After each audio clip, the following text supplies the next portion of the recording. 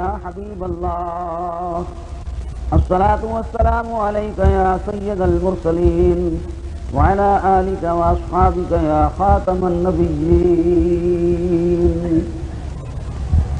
حمد و صلاۃ کے بعد آج کی یہ تقریب سیدنا امام احمد رضا رحمۃ اللہ تعالی علیہ کی یاد میں منعقد کی گئی ہے.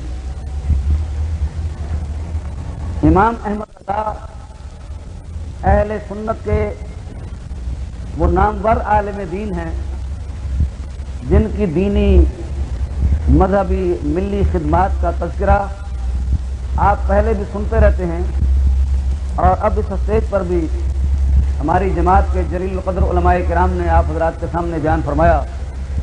خصوصاً ہمارے معزز مہمان جو انڈیا سے تشریف لائے ہوئے ہیں انہوں نے اپنے انداز میں بہت کچھ فرمایا اور اس سلسلے میں سنی کانفرنس کا بھی ذکر فرمایا جو بمبئی میں وہ منعقد کر رہے ہیں.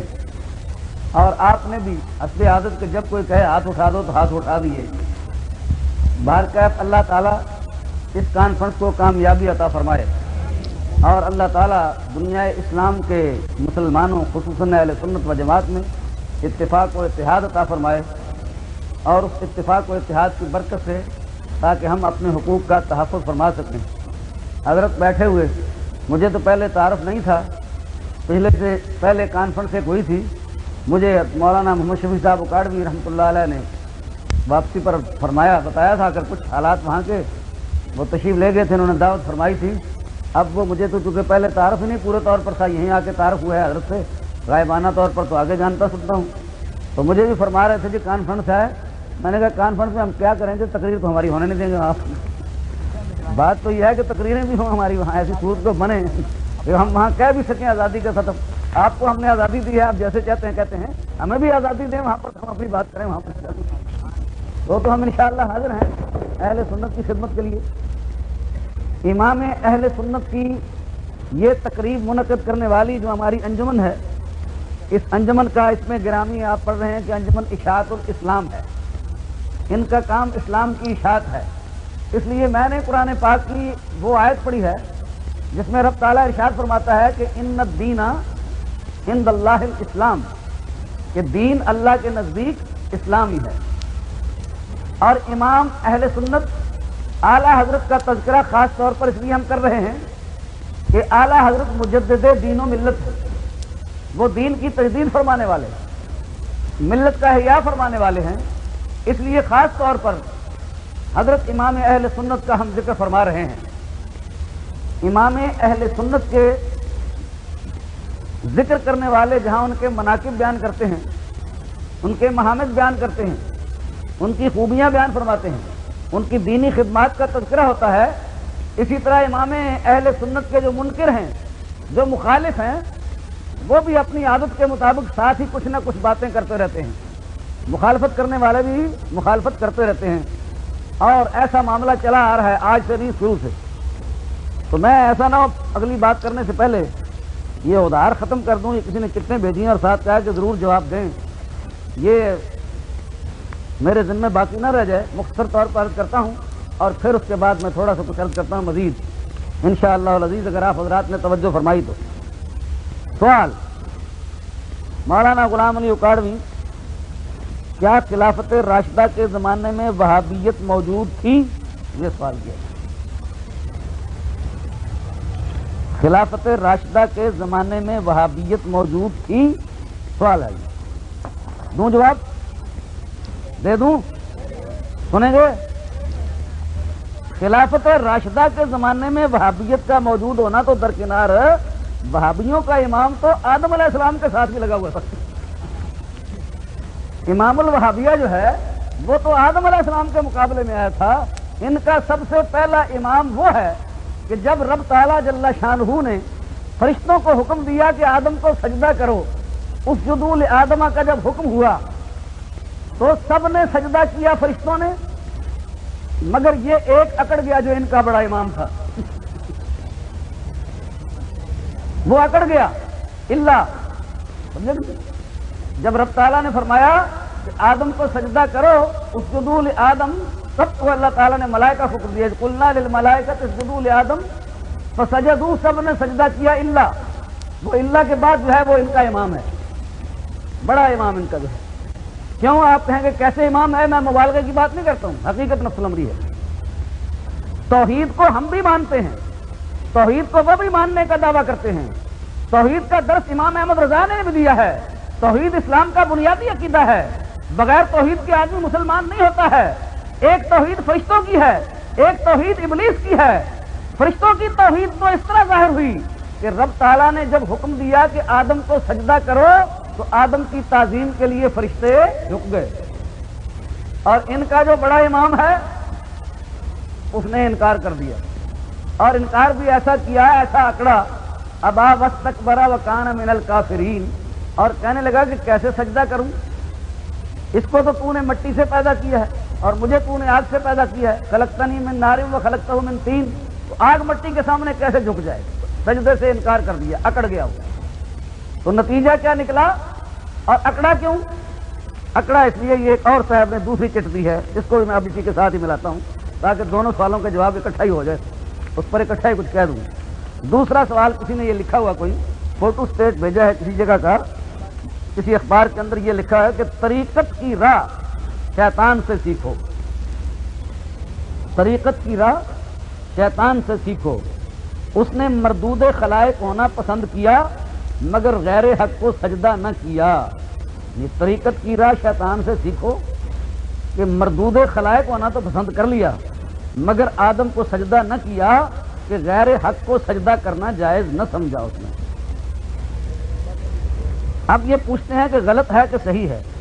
میں غلط صحیح کا تو کوئی حوالہ نہیں دیا ہوا ہے، میں اس کو غلط بھی بنا سکتا ہوں، اس کو صحیح بھی بنا سکتا ہوں۔ طریقت کی راہ شیطان سے سیکھو، شیطان سے کیا سیکھیں؟ یعنی مردود خلائق ہو جائیں اور اللہ کے سوا کسی کی تعظیم نہ کریں، یہ بات تو غلط ہے بالکل۔ اور یہ سیکھیں کہ چاہے وہ مردود ہو گیا لیکن وہ اپنی بات پر اڑا رہا، تو شیطان اپنے کفر اور انکار پر اڑا رہا ہے تو سچا مومن جو ہے جو ایمان پر اڑ رہا ہے، آپ ایمان پر پکے رہیں، اسی طرح ثابت قدم رہیں چاہے کچھ بھی ہوتا رہے۔ شیطان مردود نے سجدہ نہ کیا اور لعنتی ہو گیا، اور لعنت کا توق اس کے گلے میں آج تک پڑا ہوا ہے۔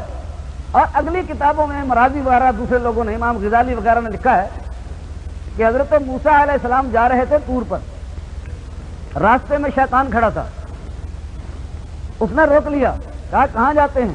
کہا طور پر، رب تعالیٰ سے ہم کلام ہونے جا رہا ہوں۔ کہا تو میرے لیے بھی کچھ کریں؟ ان کا کیا کروں؟ انہوں نے کہا میرے لیے بھی معافی مل جائے، میرے لیے خدا تعالیٰ کی بارگاہ میں جب جائیں تو معافی مل جائے، لعنت کا توق میرے گلے میں پڑا ہوا ہے۔ کہا بہت اچھا۔ موسیٰ علیہ السلام رب سے ہم کلام ہوئے، اور ہم کلام ہونے کے بعد یہ بھی کہا کہ وہ راستے میں کھڑا ہوا تھا اور اس نے یہ پیغام کہا کہ میری معافی کی صورت ہے؟ وہ کہتے ہیں رب تعالیٰ نے فرمایا کہ ہاں معافی ہو سکتی ہے، جیسا جرم کیا ہے اس جرم کی پہلے اس کی قضا یہ ہے کہ آدم علیہ السلام کو سجدے کا حکم دیا تھا تو آدم کو سجدہ تو نہیں کیا اس نے، تو اب جائے آدم کی قبر پر جا کے سجدہ کرے تو معافی مل جائے گی۔ موسیٰ علیہ السلام خوش بخوش چلے آئے، چلو جی بات بن گئی ہے، ساری دنیا کو گمراہ کر رہا تھا، قصہ ختم ہو گیا، آئندہ گمراہی اس کی رک جائے گی۔ پھر وہ راستہ روک کے کھڑا ہوا تھا، تو پھر آ کے پوچھا کہ کیا بنا حضرت؟ فرمایا یہ حکم ہوا ہے تو سجدے کی قضا کرو۔ کہنے لگا سبحان اللہ، یہ کام کرنا تھا تو پہلے زندے کو کر لیتا، جا کے قبر کو سجدہ کروں، قبر کو سجدہ کروں۔ تو امام ان کا وہ ہے، نہ زندوں کو مانتا ہے نہ مردوں کو مانتا ہے، نہ قبروں کو مانے نہ زندوں کو مانے، کسی کو بھی نہیں مانتا، یہ سمجھے کہ نہیں؟ یہ ہے امام ان کا، اور ان کی پیدائش جو ہے وہ ساتھ ساتھ وہ چلا آ رہا ہے، نام جو ہے بدلتا رہتا ہے، کام ایک ہی ہے، نام کا اختلاف ہوتا رہتا ہے لیکن کام وہ ایک ہی رہتا ہے، ڈیوٹی وہی ادا کر رہا ہے، اسی نے تو ان کو کھڑا کیا ہے۔ اسی لیے جناب مصطفیٰ صلی اللہ علیہ وسلم نے ارشاد فرمایا، جب حضور علیہ السلام دعا فرما رہے تھے کہ اللہ مبارک لنا فی یمننا، اے اللہ ہمارے یمن میں برکت دے، اے اللہ ہمارے شام میں برکت دے، جب حضور نے یہ دعا فرما رہے تھے ایک نجدی کھڑا ہوا جن کا ذکر ابھی فرما رہے تھے مولانا ظہیر الدین صاحب، وہ نجدی کھڑا کہنے لگا وفی نجدنا، حضور ہمارے نجد کے لیے بھی دعا کریں۔ تو حضور خاموش تھے، 2-3 مرتبہ جب بار بار اس نے کہا کہ نجد کے لیے دعا کریں تو حضور نے فرمایا کہ ہناک الزلازل والفتن وبہا یتلو قرن الشیطان، کہ وہاں زلزلے ہوں گے، وہاں فتنے ہوں گے، اور وہاں سے شیطان کا سینگ نکلے گا. محمد بن عبد الوہاب نجدی، قرن الشیطان نکلے گا وہاں سے، جس نے تمام دنیا کے مسلمانوں کو کہا کہ یہ مشرک ہیں، سب کو کہا کہ یہ کافر ہیں. جو آدمی اس کے عقیدے پر نہ ہو وہ سب کو عالم کو مشرک سمجھتا تھا. بزرگان دین کی قبروں پر جا کر زیارت کرنا، قبر پر کھڑے ہو کر بزرگوں سے نہیں خدا سے ہی دعا کرنا اور بزرگوں کا وسیلہ پکڑنا، یہ بھی نجدیوں کے ہاں شرک ہے.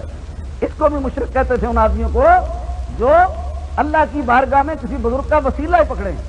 اور نبی کریم علیہ السلام کی قبر شریف کی حاضری، حضور کی قبر پاک پر حضور کی زیارت کی نیت سے جانا، اس کو بھی انہوں نے حرام اور بدعت قرار دیا. چنانچہ نجدی آج تک جو کتابیں تقسیم کرتے ہیں عربی میں، اردو میں اور دوسری زبانوں کے اندر، اس کے اندر واضح طور پر لکھتے ہیں کہ مدینہ شریف جائے تو مدینہ شریف جا کر مسجد نبی کی نیت سے جائے، حضور کے روضہ شریف کی نیت نہ کرے.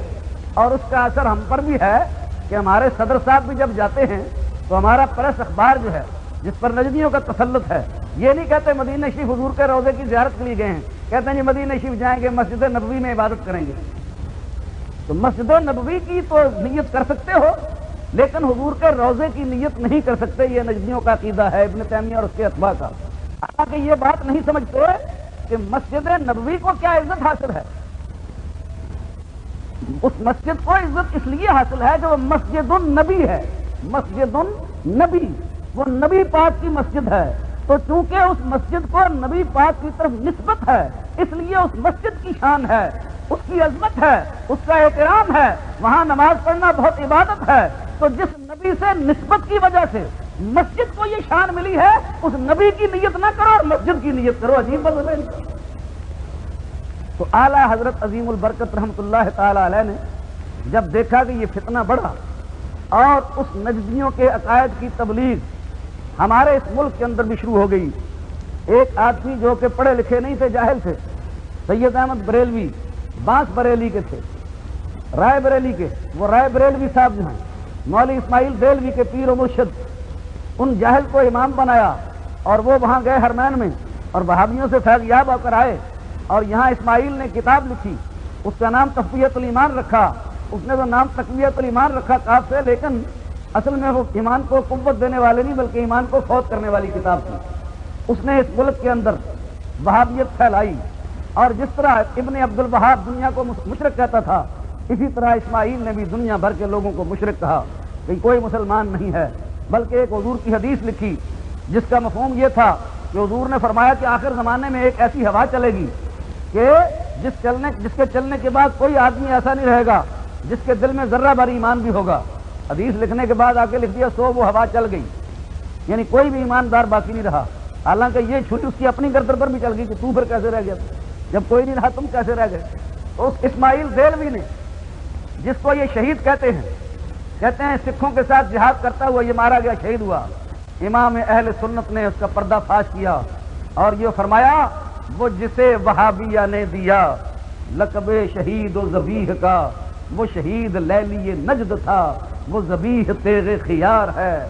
یہ ہے دی کی تقویت اس کے گھر، یہ ہے مستقیم صراط شر، جو شقی کے دل میں ہے گاؤ خر، تو زباں پہ چوڑا چمار ہے.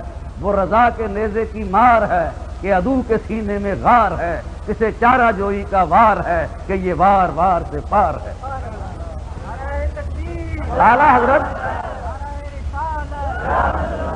اگر اعلیٰ حضرت کا وجود باجود نہ ہوتا، مجدد برحق اعلیٰ حضرت 14ویں صدی میں نہ آتے تو پھر خطرہ تھا کہ دنیا وہابی ہو جاتی. دنیا کو وہابیت سے، بد مذہبوں سے، لاطینوں سے بچانے کے لیے اللہ تبارک و تعالیٰ نے اپنے فضل و کرم سے امام اہل سنت اعلیٰ حضرت مولانا شاہ احمد رضا خان فاضل بریلوی رحمۃ اللہ علیہ کو پیدا کر دیا. اب میں پھر عرض کر رہا ہوں کہ نہ ماننے والے کیا کہتے ہیں، جب اعلیٰ حضرت پیدا ہوئے تو بھی سوال آیا، بھی مولانا شاہ تراب الحق صاحب بیان کر رہے تھے کہ انہوں نے کہاں سے پڑھا. البریلویہ کتاب جس کا ذکر ہو رہا تھا اس کے اندر یہ لکھا ہے احسان لائی نے، جو کہ نجدیوں کا چمچہ ہے، یہاں پر دنیا بھر کے پیسے کھا گیا، بٹو کے طور میں بھی کھاتا رہا، اور اب بھی جو کچھ اس سے ہو رہا ہے اندر سے باہر سے عرب ریاستوں سے ہر طرف سے کھا رہا ہے. کتنی کوٹھیاں اور کتنے بنگلے اور کتنی اس نے کاریں اور پتہ نہیں کیا کچھ اس نے کیا اور کیا کچھ کر رہا ہے، یہ میں نہیں کہتا ہوں، میرے اکاڑے کے اندر اس کا ایک مد مقابل دوسری اہل حدیث کی پارٹی ہے، مولوی معین الدین لکھوی، یہ وہ لوگ جو ہیں سب اس کے پول کھولتے ہیں کہ اس کے حالات کیا ہیں۔ اس نے نجدیوں سے پیسے لے کر وہ کتاب لکھی، کتاب کا مضمون وہی ہے جو پہلے دیوبندی لکھتے رہتے ہیں، اس کو عربی الٹی سیدھی کے اندر تبدیل کر کے نجدیوں سے پیسے لے کر مفت دنیا کے اندر تقسیم کیا۔ اس قدر جاہل اجہل ہے کہ پہلی بات ابتدائی جو اعلیٰ حضرت پر الزام لگایا، اعتراض کیا، وہ کہتا ہے کہ اعلیٰ حضرت نے جو تعلیم حاصل کی تو آپ کے استادوں میں ایک نام آتا ہے مرزا غلام قادر، تو کہتا ہے یہ مرزا غلام قادر جو تھا نا ان کا استاد، یہ مرزا قادیانی کا باپ تھا۔ ایک تو الو کے پٹھے اس جاہل کو یہ بھی نہیں پتا کہ قادیانی کے باپ کا نام کیا تھا، اور ایک یہ نہیں سمجھایا کہ ایک نام کے کتنے آدمی ہوتے ہیں۔ تو مرزے کو صحیح مرزائیوں کو نہیں کہتے ہیں، یہ سارے مغل ترخان لوہار ہمارے پنجاب میں سارے مرزا کہلاتے ہیں، سارے مغل کہلاتے ہیں، تو وہاں پر مغل نہیں تھے، یہ ہمارے حضرت صاحب تشریف فرما ہے مولانا تقدس حضرت، وہاں پر مرزے نہیں ہیں، کس کو کہتے ہیں مرزا؟ جی مغل قوم ہے، اس کو سارے مرزا کہلاتے ہیں، اور وہ وہاں پر ان کے استاد کہاں قادیانی۔ اعلیٰ حضرت تو خدا نے یہ توفیق عطا فرمائی کہ اس نے کسی بے دین کو معاف نہیں کیا۔ قادیانی نے جب نبوت اور رسالت کا جھوٹا دعویٰ کیا، اس قادیانی کو مرتد قرار دینے والا سب سے پہلے بریلی شہر تھا، وہ اعلیٰ حضرت اور ان کے اتباع تھے۔ یہ خبثات بعد میں ہوئے ہے، تم نے کون سی خدمت کی ہے؟ تم نے قادیانیوں کو کیا رد کیا ہے؟ عطا اللہ کا نام لیتے ہو اور ان دوسروں کا نام لیتے ہو جو سراپا 420 سے آراری کے تو 420 ہوتے ہیں، تم سرے سے 420 ہو، کبھی 420 نہیں چھوڑتے ہو تم، اور کہتے ہیں جی انگریز کے خلاف بولتے تھے، مرزائی کے خلاف بولتے تھے۔ تو اگر ہم میں یہ پوچھوں کہ مرزائی کے خلاف تم بول نہیں سکتے ہو، اسمبلی کے اندر جب یہ مسئلہ بھٹو کے دور کے اندر پیش تھا تو مرزائیوں کے خلاف جو قرارداد پیش کی گئی ہے، وہ قرارداد کس نے پیش کی تھی؟ بتاؤ کس سے پیش کرائی تھی تم نے؟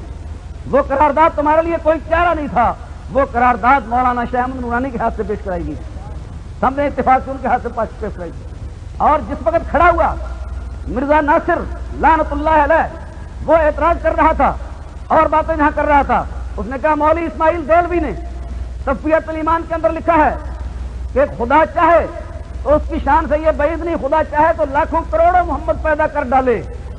تو کہتے ہیں لاکھوں کروڑوں ہو سکتے ہیں تو ایک مرزا آ گیا ہے تو کون سا ہے؟ پھر اس نے تحذیر الناس ہاتھ میں لی اور کہا کہ تحذیر الناس کے اندر قادیانیوں کے زبردست اعتراض، اس کا کوئی جواب آج تک نہیں دے سکتے ہیں، اور یہ گرفت امام اہل سنت اعلی حضرت کی ہے کہ دیوبند کے بانی مولوی محمد قاسم نانوتوی نے اپنی کتاب تحذیر الناس کے اندر ختم نبوت کے معنی تبدیل کیے ہیں اور خاتم کے معنی کا انکار کیا ہے، اور یہ کہا کہ عوام کے نزدیک تو خاتم کا معنی یہ ہے کہ آپ کا زمانہ سب سے آخر ہے، لیکن اہل فہم پر روشن ہے کہ تقدم یا تاخر زمانی میں بالذات کچھ فضیلت نہیں ہے، کوئی آگے آ جائے یا پیچھے آ جائے یہ فضیلت ہی نہیں ہے۔ تو ختم نبوت کا انکار کیا اور اخیر جا کر یہ فیصلہ کیا کہ اگر بالفرض حضور کے زمانے میں یا حضور کے زمانے کے بعد بھی کوئی نبی پیدا ہو جائے تو خاتمیت محمدی میں کوئی فرق نہیں آئے گا۔ تو قادیانیوں کے لیے راستہ ہموار کرنے والے تم ہو، تم یہ کہتے ہو ہم ختم نبوت کے محافظ ہیں اور تم ٹھیکیدار بنتے ہو ختم نبوت کے محافظ بننے کے۔ مرزائیوں اور قادیانیوں کا سر توڑنے والے اہل سنت ہیں۔ پنجاب کے عالموں اور پیروں میں سے مرزا قادیانی کا مقابلہ کرنے والوں میں سب سے پہلے نمبر پر آستانہ عالیہ گولڈا شریف کے سجادہ نشین حضرت پیر مہر علی شاہ صاحب کا نامی آتا ہے، اور کوئی آدمی اس وقت نہیں تھا، بے شمار علماء تھے۔ ادھر پنجاب سے مناظرے کی دعوت دی، مرزا نے یہ کہا کہ مناظرہ کرو تحریری میرے ساتھ، عربی لکھو، میں بھی ایک طرف بیٹھ کے لکھتا ہوں اور تم بھی لکھو۔ سب علماء جمع ہوئے، پیر صاحب کو آگے کیا گیا، پیر صاحب نے اعلان کیا کہ صرف لکھنے کی بات نہیں ہے، قلم تم بھی رکھ دو، میں بھی رکھ دیتا ہوں، نہ تم لکھو نہ میں لکھوں، جس کا قلم لکھنا شروع کر دے وہ سچا اور دوسرا جھوٹا ہو جائے گا۔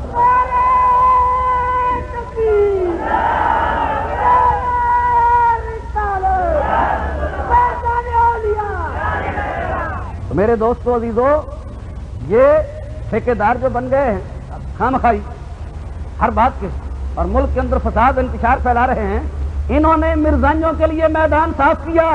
انہوں نے کہا حضور کے بعد نبی آ سکتا ہے، آ جائے تو خاتمیت محمدی میں کوئی فرق نہیں آتا ہے۔ انہوں نے کہا آ سکتا ہے، مرزے نے کہا آ سکتا ہے تو پہلا نمبر ہمارا آنے دو۔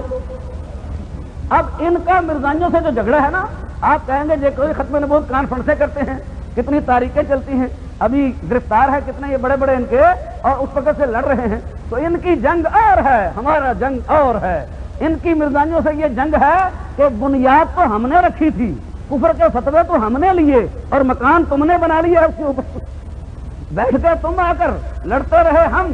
چنانچہ مولوی اشرف علی تھانوی نے لکھا ہے حفاظات کے اندر، وہ کہتا ہے قاسم نانوتوی نے جب تہذیب الناس کتاب لکھی، سارے ہندوستان کے اندر کسی مولوی نے اس کی تائید نہیں کی سوائے ایک مولوی عبدالحی لکھنوی کے. نہ اپنے نہ بیگانے کسی نے تائید نہیں کی. تو تمہارا تو یہ عالم ہے کہ تم کہتے ہو حضور کے بعد آ سکتا ہے، آ جائے تو ختم نبوت کے اندر کوئی فرق نہیں کہتا ہے. اللہ تعالی ہمیں سکتے کی بیماری سے محفوظ رکھے. اعلیٰ حضرت عظیم البرکت نے جو ہمیں درس دیا ہے وہ ان کا درس دیا ہے اوپر سے توحید کے مسئلے سے شروع ہوتے ہیں اعلیٰ حضرت کہ دیوبندی وہابی کہتے ہیں کہ خدا جھوٹ بول سکتا ہے، وہ کہتے ہیں حضور کا نظیر ممکن ہے، حضور کا مثل آ سکتا ہے، خدا چاہے تو لاکھوں کروڑوں محمد پیدا کر دے، حضور کے بعد نبی پیدا ہو سکتا ہے. جگہ جگہ سکتا ہے سکتا ہے سکتا ہے سکتا ہے. اس سکتے کے مرض کو ختم کرنے کے لیے خدا نے امام اہل سنت کو پیدا کر دیا. اعلیٰ حضرت کو رب نے پیدا فرما دیا جس نے اس کا دفاع کیا، رد فرمایا. اور اس بریلویہ کے اندر الزامات جو ہیں، ایک الزام یہ ہے کہ اعلیٰ حضرت نے وصیت کی. اس وصیت کے اندر انہوں نے یہ لکھا کہ میرے اس دنیا سے رخصت ہونے کے بعد بہت اچھے اچھے لذیذ کھانے جو ہیں وہ غریبوں مسکینوں کو پکا کر کھلانا، اور اس کی فہرست تھی کہ یہ دینا یہ دینا یہ دینا یہ دینا یہ دینا.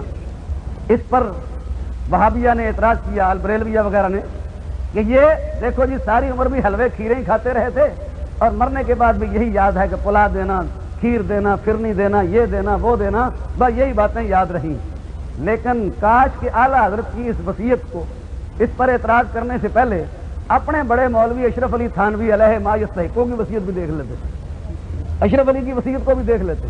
تنبیہات وصیت چھپی ہوئی ہے، تنبیہات وصیت تھانوی کی وصیت نامہ جو ہے، وہ وصیت نامہ کیا ہے کہ تھانوی نے پہلے ایک عورت سے نکاح کیا تھا لیکن ان نشان یا کہو والابتر کوئی اولاد نہیں ہوئی تھی، ابتر تھا، اوترا تھا بالکل، سمجھو. پھر اس کے بعد دوسرے نکاح کرنے کی نیت تھی تو اس کے لیے ایک خواب گھڑا کہ خواب کے اندر میں نے دیکھا ہے کہ بہت بڑے بڑے علماء بزرگ کٹھے ہیں، نام لیا اپنے بڑوں کا، اور کہا کہ میں نے دیکھا کہ حضرت عائشہ صدیقہ جو ہے وہ کھانا پکانے کے لیے تشریف لائی ہیں. پوچھا اس نے کہ ایک فخر نے سالے نے جو یہ خواب دیکھا، پوچھا یہ کیا ہے؟ کہا یہ مہمان بڑے بڑے بزرگ جو ہیں علماء دیوبند آئے ہوئے ہیں، ان کی خدمت کے لیے معاذ اللہ حضرت عائشہ ان کا کھانا پکانے آئی ہے. تو یہ خواب تو چلو خواب تھی. تھانوی نے تعبیر اس کی یہ بیان کی کہ اس سے معلوم ہوتا ہے کہ مجھے اللہ تعالیٰ کو نوجوان لڑکی دینے والا ہے. اللہ باللہ ثم اللہ باللہ. جو حضور نے عائشہ صدیقہ سے نکاح کیا تھا نوجوان تھی، بار کا ایک اور نکاح کر لیا تھانوی صاحب نے. اب نکاح کر لیا تو پہلی جو بیوی تھی نا اس کے لیے وصیت کی تھی کہ جب میں مر جاؤں گا اس کے لیے کوئی چیز کھانے پینے کے لیے ہے نہیں، چندہ اکٹھا کر لینا، 1-1 روپیہ سارے مرید مل کر، اور 20 روپیہ ماوار اس کو دے دیے کرنا. اب ایک دوسری بیگم بھی کر لی، وہ بھی اسی طرح رہی، خالی رہا معاملہ. تو پھر اس کے بعد کہا کہ بھائی اب چونکہ میں نے ایک دوسرا نکاح کر لیا ہے، 1-1 روپیہ اور اکٹھا کر لینا تم، اور مزید 20 کی بجائے تم 30 کر کے 15-15 روپے دونوں کو دے دیا کرنا. تو ہمارے امام اہل سنت نے وصیت کی، امیر تھے، زمیندار تھے، جاگیر تھی، کھانے پینے کو خدا نے بہت دیا ہوا تھا، مانگنے والے نہیں تھے، گداگر نہیں تھے، ساری عمر غریبوں مسکینوں کو کھلاتے رہے. وصیت بھی کی کہ میرے بعد بھی میرا لنگر جاری ہی رہے اور لوگ کھاتے پیتے رہیں. اور تمہارا امام وہ ساری عمر مانگتا رہا، ساری عمر گداگری کرتا رہا، مرتے ہو کیا کہ چندہ اکٹھا کر کے 15-15 روپے میری دونوں بیویوں کو تم دے دینا. تو یہ تمہارے امام کی وصیت ہے، یہ ہمارے امام کی وصیت ہے. اور دوسرا اعتراض کہتے ہیں جی اعلیٰ حضرت نے جو وصیت کی ہے، اعلیٰ حضرت نے جو وصیت فرمائی ہے، میں نے تو باتیں پڑھی ہوئی ہیں، سنی ہوئی ہیں، میں اعلیٰ حضرت کا جو مرید نہیں ہوں، واسطہ ہے میرے اور اعلیٰ حضرت کے درمیان ایک براہ راست میں نے نہیں دیکھا ہے، لیکن ان کی کتابوں کو دیکھا ہے اور اپنے بزرگوں کو دیکھا ہے. اور یہ حضرت تشریف فرما ہے، یہ حضرت تشریف فرما ہے ہمارے پاس، سمجھے کہ نہیں؟ اے گل تو بوئے کسے داری، یہ حضرت مولانا تقدس علی خان صاحب جو ہمارے صدر مہمان خصوصی ہیں مجلس رضا کے. میں نے اسے ہنستے ہوئے پوچھا مولانا کتنی عمر ہے آپ کی؟ مجھے فرمانے لگے آپ کی کتنی؟ میں کہا میں 65 سال میں ہوں اس وقت. کہنے لگے میں اس وقت یہ سمجھ لیں کہ اعلیٰ حضرت کے خاندان میں سب سے زیادہ معمر بزرگ والے یہ بزرگ ہیں. اعلیٰ حضرت کا وصال ہوا تو انہوں نے فرمایا میری عمر 15 سال تھی اور میری عمر اس وقت 1-2 سال تھی، 1919 کی پیدائش ہے. تو میں نے ہنستے ہوئے ان کے قول کے مطابق کہہ دیتا ہوں کہ حضرت مولانا تقدس علی صاحب جو ہیں ان کا تعارف یہ ہے کہ بعد از رضا بزرگ توئی قصہ مختصر. بعد از رضا بزرگ توئی قصہ مختصر. بس اعلیٰ حضرت کے خاندان میں اب یہ بزرگ یہی ہیں. انہوں نے بعض باتیں فرمائی، ان سے میں نے بعض تصدیق کی اور کتابوں کے اندر بھی میں نے دیکھا ہوا ہے. تو ایک بات یہ کہتے ہیں کہ اعلیٰ حضرت نے وصیت فرمائی اور وصیت کے اندر یہ کہا کہ میرے مرنے کے بعد میرا دین جو میری کتابوں کے اندر ہے، جو میری کتابوں کے اندر لکھا ہوا ہے میرا دین، اس پر پکے رہنا اور حضور کی شریعت پر بھی حتی الوسع پوری پابندی کے ساتھ چلنا. اعتراض یہ ہے کہ دیکھو مولوی احمد رضا نے کوئی نیا دین جاری کیا تھا، اس لیے وہ کہتا ہے کہ میرے دین پر جو میری کتابوں سے ہے، وہ نیا دین لے کر آئے تھے، نئی شریعت لے کر آئے تھے، اس لیے کہا کہ میرا دین ہے. اب میں آپ کو ذرا بتاتا ہوں کہ دین میرا کہنا جائز ہے کہ نہیں. یہ کہنا کہ میرا دین ہے اسلام کو، یہ کہنا جائز ہے کہ نہیں؟ اعلیٰ حضرت نے جو فرمایا کہ میرے دین پر پکے رہنا، اس کا انہوں نے یہ تو نہیں کہا کہ اسلام چھوڑ دینا. اعلیٰ حضرت کا دین اسلام ہی تھا اور ساری عمر اسلام کی انہوں نے تبلیغ کی. وہ دین کے مجدد تھے، ساری عمر خدمت کی، باطل پرستوں کا رد کیا اور نبی کریم صلی اللہ تعالیٰ علیہ وسلم کی سنت کو زندہ فرمایا. تو جس دین کی ساری عمر خدمت کرتے رہے اور ان کی کتابیں بھری ہوئی ہیں، یہ فرمایا کہ اس دین پر تم پکے رہنا. لیکن میں پھر بھی آپ کی خدمت میں وضاحت کے لیے عرض کر دیتا ہوں. یہ تھوڑی سی بات کسی زمانے میں نشتر پارک کے اندر کانفرنس جو ہماری یہاں ہوئی تھی، سنی کانفرنس جمعیت علماء پاکستان کی طرف سے، اس کے اندر میں نے یہ بات کہی تھی اور اب اس کو ذرا اور وضاحت سے کہہ دیتا ہوں. دین وہ لفظ ہے کہ دین کی نسبت اللہ کی طرف بھی جائز ہے اور دین کی نسبت نبی پاک کی طرف بھی جائز ہے اور دین کی نسبت دین قبول کرنے والے کی طرف بھی صحیح ہے. مودودی نے بھی اپنی کتاب رسائل و مسائل میں لکھا ہے کہ دین اللہ ہی کا ہے، اس لیے ہم نظام مصطفیٰ کہتے تھے، یہ نظام مصطفیٰ نہیں کہتے، کبھی نظام اسلام کہتے اور کبھی یہ دین الہی، جس طرح اکبر نے کہا تھا نظام الہی اس کا نام رکھتے. تو ہم نے کہا نظام الہی تو عام لفظ ہے، نظام مصطفیٰ ہی کہیں گے تو بات بنے گی باہر کا، پھر ان کو ماننا پڑا متحدہ محاذ میں، پھر دستور کے اندر بھی اس کو رکھنا پڑا. تو مودودی نے بھی کہا ہے کہ دین کی نسبت کسی شخص کی طرف جائز نہیں ہے، کیونکہ دین صرف اللہ ہی کا ہے، اللہ نے دین دیا ہے اور کسی کی طرف اس کی نسبت نہیں ہو سکتی ہے. آؤ ہم قرآن پاک سے پوچھتے ہیں کہ اعلیٰ حضرت نے جو کہا وہ ٹھیک ہے یا مودودی مردودی نے کہا وہ ٹھیک ہے؟ اعلیٰ حضرت عظیم البرکت نے تو دین کہا کہ میرا دین. مودودی کہتا ہے کہ یہ کہنا جائز نہیں، کہتا ہے کہ اپنے آپ کو محمدی کہنا بھی جائز نہیں، حضور کی طرف نسبت نہ کرو. تو کیا کہیں، یہودی کہیں اپنے آپ کو اور نصرانی کہیں اپنے آپ کو؟ اعلیٰ حضرت کی تو ہر مور ہر فتوے پر لکھا ہوا ہے محمدی، سنی، حنفی، قادری. ہم مسلمان ہیں، دین ہمارا اسلام ہے، محمدی ہیں، حضور علیہ السلام کے غلام ہیں. الحاصل قرآن کریم کو دیکھیے، اللہ تعالیٰ ایک مقام پر تو فرماتا ہے اذا جاء نصر اللہ والفتح ورأیت الناس يدخلون فی، بولو اونچی بولو، يدخلون فی دین اللہ. یاد کر لو پورا نصر، یہاں تو آ گیا اللہ کا دین. کس کا دین ہے؟ اللہ کا دین. اچھا جناب، تو قرآن پاک ایسا نہیں کہ اپنی مرضی کا جہاں سے دل کیا پڑھ لا، جہاں سے مرضی چھوڑ دیا. ایسا نہ کرو نا. ہم دیکھیں کسی نے کہا وہ قرآن پاک میں سب سے اچھا حکم کون سا ہے؟ کہنے لگا میں نے سارا قرآن پڑھا ہے، سب سے اچھا حکم ہے کلو واشربو، کھاؤ پیو. انہوں نے کہا سب سے اچھی نہیں کون سی ہے؟ انہوں نے کہا سب سے اچھی نہیں ہے لا تقربوا الصلاۃ، نماز کے قریب مت جاؤ. انہوں نے کہا آگے پڑھو. انہوں نے کہا اگو نہیں، اگو بھائی اتنے پڑھے ہم نے، آگے نہیں اپنا ٹھیکہ لیا وہ سارا پڑھنے کا. تو یہ تم نے ایک آیت تو پڑھ لی کہ اللہ کا دین ہے، یہ ہمارا ایمان ہے. بسم اللہ کی بے سے لے کر الحمدللہ کے الف سے لے کر والناس کے نون تک قرآن کے ایک ایک حرف پر ایمان ہے. ایک آیت کا بھی انکار کرو گے تو کافر ہو جاؤ گے. ایک آیت تو تم نے دیکھی کہ جس کے اندر دین کی نسبت اللہ کی طرف ہے، ہمارا اس پر بھی ایمان ہے کہ یہ صحیح ہے کہ دین اللہ کا دین ہے. کس کا دین ہے؟ اب قرآن سے پوچھتے ہیں کہ یہ نبی پاک کا بھی دین ہے کہ نہیں؟ اس کو دین مصطفیٰ بھی کہہ سکتے ہیں کہ نہیں؟ دین رسول بھی کہہ سکتے ہیں کہ نہیں؟ دین محمدی بھی کہہ سکتے ہیں کہ نہیں؟ تو قرآن پاک میں رب تعالیٰ فرماتا ہے قل ان کنتم فی شک من دینی، قل ان کنتم فی شک من دینی، اے محبوب فرما دو کہ اگر تمہیں میرے دین میں شک ہے، میرے دین میں شک ہے. اب وہی لفظ دین ہے اور حضور کہہ رہے ہیں میرا دین. دینی حضور اپنی طرف نسبت کر رہے ہیں. اب آگے چلیے کہ ہم بھی کہہ سکتے ہیں کہ نہیں ہمارا دین اسلام ہے. اگر آپ سے کوئی پوچھے کہ آپ کا دین کیا ہے تو آپ کیا کہیں گے؟ پوچھے آپ سے کہ آپ کا دین کیا ہے، بولو. اگر کوئی ہم سے پوچھتا ہے کہ آپ کا دین کیا ہے تو ہم کہیں گے ہمارا دین اسلام ہے. اور ہمارا کیوں کہیں گے کہ جائز ہے، ہم نے دین کو قبول کیا ہے. قرآن پاک میں ہے، رب تعالیٰ فرماتا ہے، اب تیسری آیت میں قرآن پاک میں لیتا ہوں، الیوم اکملت لکم دینکم، الیوم اکملت لکم دینکم، آج کے دن میں نے فرمایا تمہارے دین کو کامل کر دیا اور اپنی نعمت تم پر پوری کر دی۔ الیوم اکملت لکم دینکم، تمہارے دین کو، تو قرآن میں دین اللہ بھی ہے، قرآن میں دینی بھی ہے، دینکم بھی ہے، اللہ کا دین ہے کہ خدا نے یہ دین دے کر بھیجا ہے، والذی ارسل رسولہ بالہدی ودین الحق، اور حضور کا دین ہے کہ حضور لے کر آئے ہیں، اور ہمارا دین ہے کہ ہم نے دین کو قبول کیا ہے۔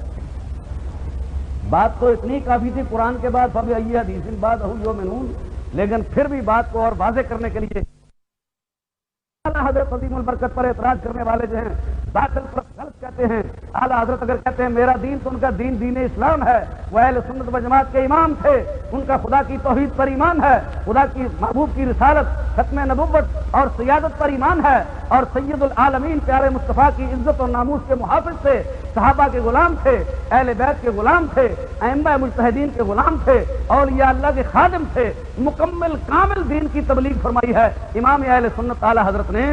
تو یہ کہنا کہ میرا دین، تو اس سے مراد دین اسلام ہی ہے۔ اور اگر حدیث پوچھتے ہو تو مشہور حدیث ہے کہ جب کوئی آدمی مر جاتا ہے تو قبر میں فرشتے آتے ہیں، اور قبر کے اندر فرشتے آ کے پوچھتے ہیں کہ مر ربوں کا، تیرا رب کون ہے؟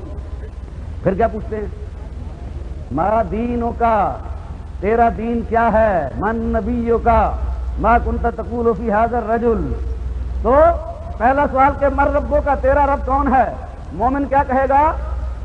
ایسے امتحانی سوالات ہیں کہ سوالات پرچہ آؤٹ کر دیا پہلے ہی، سوال بھی بتا دیے اور جواب بھی بتا دیے کہ کوئی سنی فیل نہ ہو، سب پاس ہو جاؤ تاکہ فرسٹ ڈویژن نہ ہو، کوئی آدمی سیکنڈ تھرڈ میں بالکل نہ آئے، سارے سوال پکے کر لو، یاد کر لو پہلے سے ہی۔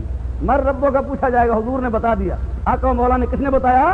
نبی غیب دان پیارے مصطفیٰ نے بتایا، جو قبر کے حالات بھی جانتے ہیں، برزخ کے حالات بھی جانتے ہیں، یہاں کے حالات بھی جانتے ہیں، وہاں کے حالات بھی جانتے ہیں، اگلی جو قبر میں ہمارے ساتھ ہونے والے سوال جواب تھے وہ بھی بتا دیے، سوال بھی بتا دیے، جواب بھی بتا دیے۔ مر ربک، رب کون ہے؟ مومن کہے گا میرا رب اللہ ہے۔ اور جب پوچھے گا ماں دینوں کا، تو اعلیٰ حضرت عظیم البرکت مولانا احمد رضا خان کے ماننے والے تو کہیں گے کہ دین الاسلام، کہ میرا دین اسلام، یوں ہی کہیں گے نا کہ میرا دین۔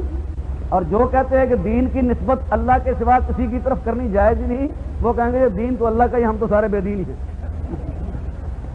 کیونکہ دین تو ان کا کوئی ہے ہی نہیں، اور حقیقت ہے کوئی دین ان کا ہے بھی نہیں، ان لوگوں کا کوئی دین نہیں ہے، ان کا دین کچھ نہیں ہے، یہ لوگ بکے ہوئے ہیں، ان کے سودے ہوئے ہیں، ان کو سعودی عرب سے، امارات سے، کسی کو امریکہ کا ڈالر آتا ہے، اور کسی کو کے اندر 55 میں حاضر ہوا، پھر 59 کے اندر حاضر ہوا، ابھی وہ حضرات زندہ تھے، مولانا سید محمد مغربی ایک بہت بڑے عالم جلیل القدر تھے مالکی مذہب کے، اور تاریخ کا درس دیتے تھے جدے کے اندر اور حرم شریف کے اندر بیٹھتے تھے۔ میری ان سے جب ملاقات ہوئی تو باتوں ہی باتوں میں انہوں نے فرمایا کیا حال ہے، کس عقیدے کے ہو، کس مسلک کے ہو؟ تو میں نے عرض کی تو آپ نے فرمایا سید محمد مغربی صاحب نے کہ جو آدمی پاکستان اور ہندوستان سے یہاں حج کرنے یا زیارت کرنے کے لیے آتے ہیں، ان سے ہم یہ پوچھتے ہیں کہ بتاؤ شیخ احمد رضا خان کے متعلق تمہارا کیا خیال ہے، مولانا احمد رضا خان کے بارے میں کیا خیال ہے؟ اگر تو مولانا احمد رضا خان کے بارے میں اس کے اچھے خیالات ہوں تو پھر تو ہم کہتے ہیں کہ سنی ہے، اور اگر مولانا احمد رضا خان کا نام سن کر اس کے پیشانی پر بل آ جائے، اس کے سینے میں مروڑ شروع ہو جائے، پھر ہم سمجھتے ہیں کہ بد مذہب اور بد عقیدہ ہے۔ کہ اعلیٰ حضرت کی ذات گرامی وہ ہے کہ اے سنی یارا مقتدا یا سیدی احمد رضا، اے سنی یارا مقتدا یا سیدی احمد رضا، اور بر نجدیاں تیرے قضا یا سیدی احمد رضا۔ اور اس سے بھی آسان لفظوں میں کہنے والے نے کہہ دیا کہ دودھ کا دودھ، پانی کا پانی کیا، کس نے تیرے سوا شاہ احمد رضا۔ اعلیٰ حضرت تھے جنہوں نے حق اور باطل کو کھول کر رکھ دیا، گول مول لوگوں کو ختم کر دیا۔ حضرت مولانا سردار احمد صاحب محدث اعظم رحمۃ اللہ تعالیٰ علیہ فرمایا کرتے تھے، فقیر لائل پور میں گول باغ میں رہتا ہے، رہتا گول باغ میں ہوں، مذہب گول نہیں ہے میرا، مذہب گول نہیں ہے، فرمایا کھلم کھلی بات کرتا ہوں، واضح بات کرتا ہوں تاکہ حق اور باطل کے اندر بالکل تمیز ہو جائے، واضح ہو جائے۔ اب وہ سوال کرنے والے نے فرمایا کہ یہ خلافت راشدہ کے دور میں بھی تھے تو صحیح، لیکن نام یہ نہیں تھا، اور تھا، تھے ان کے بڑے وہاں بھی تھے۔ چنانچہ کیسے تھے؟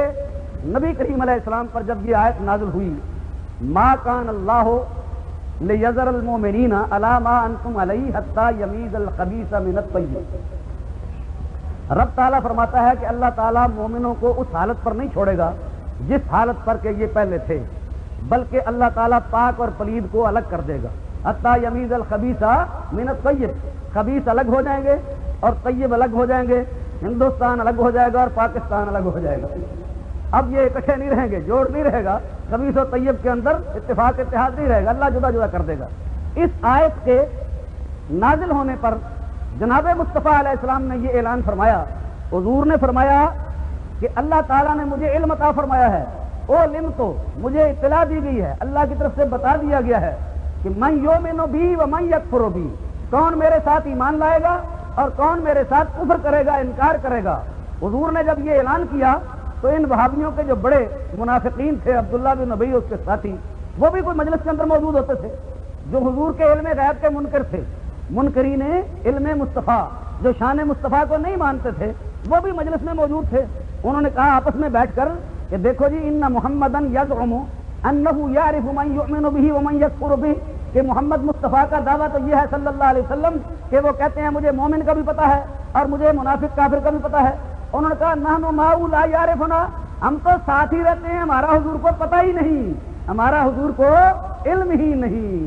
تو یہ کہنے والے کہ حضور کو علم نہیں، حضور کے علم کے منکر جو ہیں، وہ طائفہ جو تھا مجلس کے اندر آتا تھا، منافقین کا گروہ، انہوں نے یہ بات کہی آپس میں استہزاء کرتے ہوئے، مذاق کرتے ہوئے۔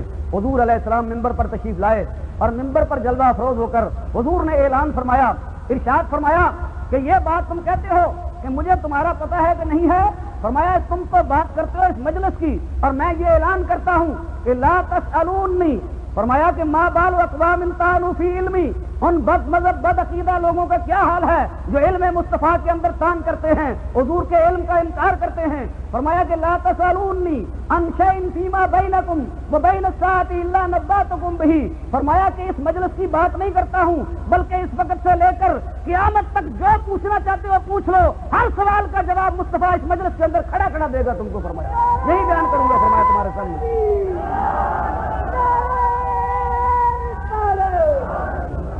ایک آدمی کھڑا ہو گیا، کھڑے ہو کے کہا کہ اچھا، جب آپ نے اعلان فرمایا کہ ہر سوال کا جواب دوں گا، اب بتائیے جناب کہ من نبی، میرے ابے کا نام کیا ہے؟ سن لو۔ اب چاہیے تھا نا کہ حضور کہتے ہیں بھائی کوئی نماز کا مسئلہ پوچھو، کوئی روزے کا مسئلہ پوچھو، کوئی نکاح کا مسئلہ پوچھو، کوئی زکوٰۃ کا مسئلہ پوچھو، کوئی شریعت سے متعلق بات پوچھو۔ یہ تم نے کیا الٹی بات پوچھ لی ہے کہ میرا باپ کون ہے؟ یہ کوئی پوچھنے والی بات ہے؟ لیکن چونکہ اعلان فرما دیا تھا کہ جو پوچھو گے ہر سوال کا جواب دوں گا، اور کہا اس نے کہ من نبی میرا ابا کون ہے، اس کے بارے میں لوگوں کو اختلاف تھا ابے کے بارے میں، اس لیے اس نے کہا تھا کہ حضور فرما دیں گے، لوگ جو ہے آئندہ غلط بات نہیں کہیں گے۔ حضور نے فرمایا تمہارے باپ کا نام حذیفہ ہے۔ ایک اور آدمی کھڑا ہوا، کہنے لگا اچھا یہ تو بتا دیا آپ نے کہ ابا اس کا فلاں ہے، اب یہ بتائے کہ اینا انا، میں کہاں جاؤں گا؟ میں اصحاب شمال سے ہوں یا اصحاب یمین سے ہوں؟ دائیں بازو والا ہوں کہ بائیں بازو والا ہوں؟ میں کہاں ہوں گا؟ اینا انا، میں مرنے کے بعد جنتی ہوں کہ دوزخی ہوں؟ کہاں جاؤں گا؟ نور نبوت سے جناب مصطفیٰ علیہ السلام نے معلوم فرمایا، اور جناب سرکار دو عالم علیہ السلام نے سمجھا کہ اس کے دل کے اندر بیماری ہے وہابیت کی، یہ حضور کے علم کا منکر ہے۔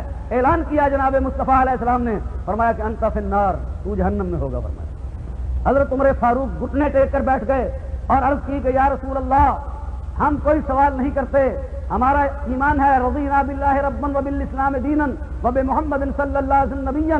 فرمایا عرض کی یا رسول اللہ، ہم اللہ کے رب ہونے پر اور اسلام کے سچا دین ہونے پر اور آپ کے سچا نبی ہونے پر ہم راضی ہیں، ہم راضی ہیں یا رسول اللہ، اور ہم کوئی سوال نہیں کرتے۔ حضور اعلان فرما رہے تھے ورنہ کہ سلونی اما شئتم، بخاری میں ہے سلونی اما شئتم، جو پوچھنا ہے پوچھ لو، جو سوال کرنا ہے سوال کر لو۔ اگر سوال چلتے تو حضور ہر سوال کا جواب دیتے جاتے، لیکن فاروق اعظم نے کہا لوگوں کے پردے فاش ہو جائیں گے اگر حضور نے بیان کرنا شروع کر دیا ہر کا سوال کا جواب، اس لیے کہا حضور ہم راضی ہیں ہر بات سے، اب میں کسی بات کے پوچھنے کی ضرورت نہیں ہے۔ ہمارے امام اہل سنت اعلیٰ حضرت رحمۃ اللہ تعالی علیہ حج کرنے کے لیے گئے، جب مکہ معظمہ کے اندر پہنچے، طواف کر رہے تھے، مولوی خلیل احمد امبیٹھی دیوبندی بھی وہاں گیا ہوا تھا۔ آپس میں وہابیوں نے مشورہ کر کے کہا کہ اس وقت مولوی احمد رضا عرب میں آیا ہوا ہے، حج کے لیے آیا ہے، اس کے پاس کتابیں نہیں ہیں، اس کے پاس سامان نہیں ہے، اس لیے اب اس سے سوال کرنا چاہیے۔ چنانچہ مسئلہ علم غیب کے متعلق اعلیٰ حضرت سے وہاں انہوں نے سوال کر دیا کسی آدمی کے ذریعے سے. اعلیٰ حضرت عظیم البرکت وہیں پر صبح اشراق پڑھ کے بیٹھے اور قلم برداشت تھا, نہ کوئی کتاب تھی, نہ کوئی ساتھ حوالہ تھا, نہ کوئی معاون تھا. بسم اللہ شریف پڑھ کے لکھنا جو شروع کیا, مسئلہ علم غیب کو ظہر کی نماز سے پہلے 6-7 گھنٹے کے اندر عربی کی کتاب الدولۃ المکیہ لکھ دی, پوری کتاب لکھ دی اعلیٰ حضرت رحمۃ اللہ تعالی. ایسی کتاب لکھی کہ آج تک خدا کے فضل سے لاجواب ہے.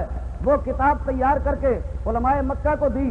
رات کو علماء کی مجلس لگی, شریف مکہ بیٹھا اور ایک آدمی نے کتاب لی علماء مکہ سے اور کتاب پڑھ کے شریف کو سنانی شروع کر دی. کتاب سنا رہے تھے الدولۃ مکیہ, اور کتاب و سنت کے جو دلائل اعلیٰ حضرت نے پیش فرمائے تھے ان کو سن کر علماء بھی اور شریف بھی سبحان اللہ کہہ رہے تھے. اور جب کتاب ختم ہونے کو پہنچی تو شریف مکہ نے کہا کہ اللہ یعطی وہؤلاء یمنعون, کہ خود یہ زندہ موجود ہے ابھی سامنے.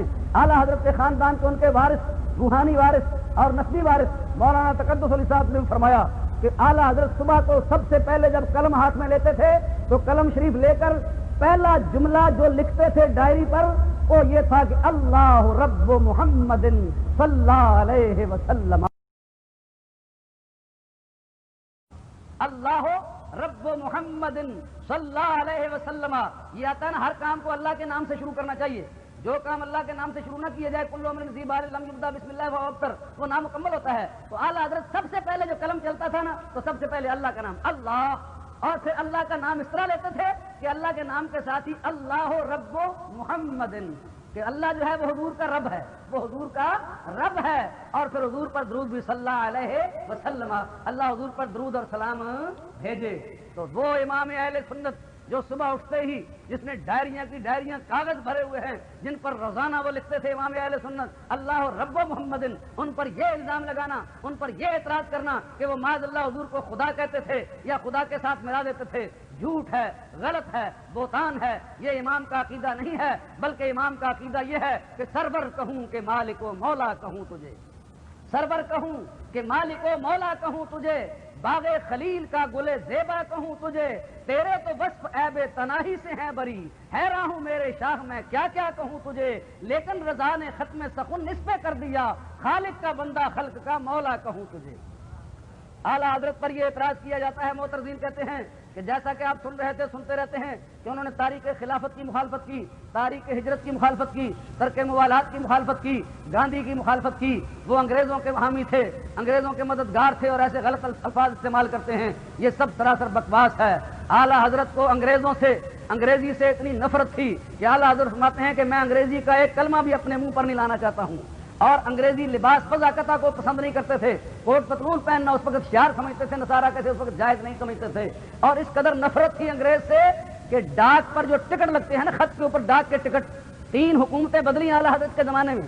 وکٹوریہ کی ملکہ وکٹوریہ کی حکومت تھی, پھر ایڈورڈ ہفتم تھا, پھر جارج پنجم تھا. وہ ٹکٹ جو بنے ہوتے تھے تو پہلے وکٹوریہ ملکہ کا اس پر ہوتا تھا بت, اس کے بعد پھر جارج کا ہوتا تھا یا ایڈورڈ کا ہوتا تھا. تو اعلیٰ حضرت جو خط لکھتے تھے 1 پیسے کا ٹکٹ آتا تھا اس وقت, تو 1 پیسے کا ٹکٹ لے کر وہ سیدھا نہیں لگاتے تھے, الٹا لگاتے تھے کہ سر نیچا رہے اس کا اور دوسرا ایسا اونچا رہے. جب خادم کہتے حضور باہر جائے گا لوگ کہیں گے اتنا بڑا عالم دین ہے اور امام اہل سنت اور لوگ مجدد کہتے ہیں, تو کہیں گے اس کو ٹکٹ لگانا بھی نہیں آتا ہے, کہ ٹکٹ بھی الٹا ڈاک پر لگاتا ہے. تو آپ ہنستے مسکراتے, فرمایا نہیں ان کا سر الٹا ہی رہے تو مجھے پسند آتا ہے, ان کا سر الٹا رہے تو مجھے پسند آتا ہے. تو جو آدمی اتنا گوارا نہیں کرتا ہے کہ وہ ڈاک کا ٹکٹ جو ہے وہ سیدھا نہیں لگاتا ہے, وہ انگریز کو کہتے ہیں پسند تھا, انگریز کی حمایت کرتا تھا. اور پھر اس کے ساتھ ہی پیسے کا جہاں ٹکٹ لگتا تھا, ایک شاگرد یا مرید نے خط بھیجا, 2 پیسے کا ٹکٹ لگا کر بھیج دیا. جواب کے اندر لکھا کہ آئندہ 2 پیسے کا ٹکٹ نہ لگانا, 1 پیسے کا ٹکٹ لگانا, 1 کی بجائے دوسرے پیسے کا ٹکٹ تم فالتو لگایا ہے, تم انگریز کی خواہ پیسے سے مدد کرتے ہو. تو 1 پیسے سے انگریز کی مدد کس طرح روادار نہیں تھے. اللہ تعالیٰ نے ان کو اس طرح محفوظ فرمایا تھا. اور یہ جو مسائل تھے یہ خالص دینی مسائل تھے. خلافت کے اندر ظاہری طور پر اس وقت ہندو مسلمان اکٹھے تھے, گاندھی ساتھ تھا. تو گاندھی کو خلافت اسلامی سے کیا تعلق؟ گاندھی کی آندھی آئی تھی, بڑے بڑے مولوی اور لیڈر سب اس کے ساتھ تھے, جیسا کہ سنا آپ نے مسجد کے اندر ممبروں پر شردانند اور گاندھی جیسوں کو بٹھایا گیا اور گاندھی کی جے کہا جاتا تھا، تو اعلیٰ حضرت عظیم البرکت نے اس کی مخالفت کی کہ ہندو مسلم کبھی متحد نہیں ہو سکتے ہیں، ہندو اور مسلمان کا اتفاق نہیں ہو سکتا ہے، بکری اور خنزیر کا ایک حکم نہیں ہو سکتا ہے، شربت اور شراب ایک نہیں ہو سکتی ہے، دھوتی پرشاد اور پاجامے سلوار والے ایک نہیں ہو سکتے ہیں، گائے کھانے والے اور گاں کو ماں کہنے والے ایک نہیں ہو سکتے ہیں، مسلمان الگ قوم ہے اور ہندو الگ قوم ہے۔ تو اعلیٰ حضرت نے اس لیے مخالفت کی اور فرمایا کہ جہاں تک مسلمان حکومت کی امداد کا تعلق ہے اس میں کوئی خطرہ نہیں ہے، ہم مسلمان سلطنت کو امداد کرنے کو تیار ہیں، لیکن ادھر سے چندے وندے اکٹھے کر کے سب کھا گئے اور بمبئی کے راستے لے جانا چاہتے تھے، وہیں سارے ہڑپ کر گئے کہ ہزار روپیہ، اور آگے نہ پہنچا سکا، نہ ادھر پہنچا نہ ادھر پہنچا، سب ہڑپ کر گئے۔ اس لیے اعلیٰ حضرت ڈٹے رہے اپنے موقع پر کہ میں اس کو اسلامی تعلیمات کے خلاف سمجھتا ہوں۔ اسی طرح یہ ترک موالات کا جو مسئلہ تھا، انگریزوں کو چھوڑ دو، ان کے ساتھ ان کے مال کا بائیکاٹ کر دو، ان کو نوکریاں چھوڑ دو، تو ہندو بڑا بدماش شیطان ہے۔ دراصل وہ چاہتا یہ تھا کہ یہ مسلمان جو ہیں تھوڑے بہت نوکری، یہ بھی نوکری چھوڑ دیں، ان کی جگہ بھی روزے پور کر لیں، اور ادھر انگریز کے مال کا بائیکاٹ کراتے تھے اور اپنا مال انہیں کا تھا، سارا ان کا مال ہی تھا ہندوؤں کا، تو اپنا مال جو ہے اس کو پھیلانا چاہتے تھے، گاندھی کا خطر چلانا چاہتے تھے اور چرخے کاٹتے تھے اسٹیچوں کے اوپر بیٹھ کر، لیکن اعلیٰ حضرت کی فراست تھی، آپ سمجھتے تھے۔